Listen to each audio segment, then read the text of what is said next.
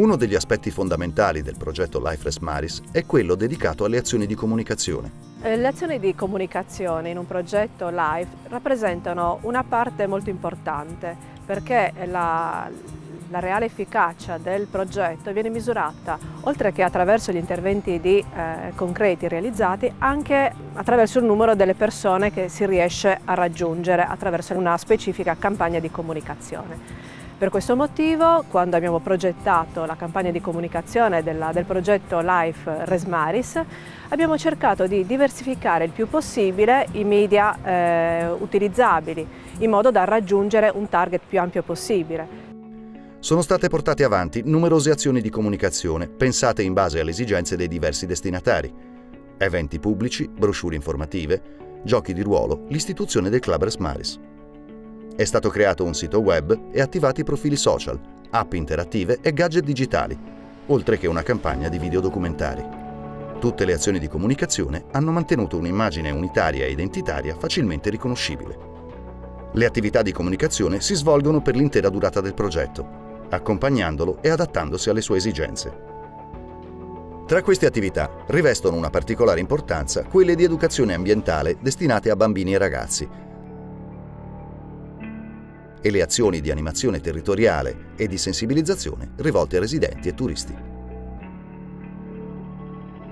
Durante l'attività di animazione territoriale e di sensibilizzazione, iniziata nel 2015, sono state allestite isole informative nelle spiagge di Villa Simius. Nei punti di accesso alle spiagge sono stati posizionati dei pannelli informativi bilingue e tutte le attività in spiaggia sono state accompagnate da specifiche attività ludiche ed educative destinate ai più piccoli. Queste attività hanno permesso di raggiungere 6.000 persone in maniera diretta e circa il doppio attraverso la distribuzione dei materiali informativi e dei gadget.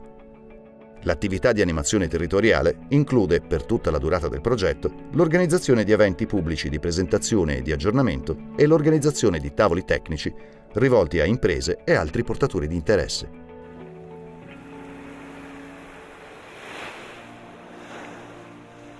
Un aspetto molto importante della nostra campagna di comunicazione è stato quello di cercare di pianificare attentamente tutte le attività in maniera da dare continuità alle azioni di comunicazione sia nel corso del progetto, ma in funzione anche delle attività che dovranno essere realizzate anche nel secondo periodo, ovvero dopo la conclusione del progetto. E in questa maniera il nostro obiettivo sarà quello non solo di trasmettere efficacemente tutto ciò che abbiamo realizzato nel corso di questi anni, ma soprattutto di continuare a tenere viva l'attenzione dei nostri stakeholder, quindi dei nostri portatori di interesse, anche successivamente alla conclusione del progetto. Credo che un aspetto cruciale della comunicazione di Res Maris, che è stata progettata e realizzata da specialisti, sia stato il diretto coinvolgimento di tutti i partner del progetto, incluso il personale tecnico e scientifico, che hanno deciso di mettersi personalmente in gioco per raccontare la propria esperienza all'interno di questo progetto. Credo che questo ci abbia consentito di rendere la comunicazione più accattivante e più diretta, più interessante per i destinatari. Per me è stato un piacere e un privilegio essere la voce di questi documentari.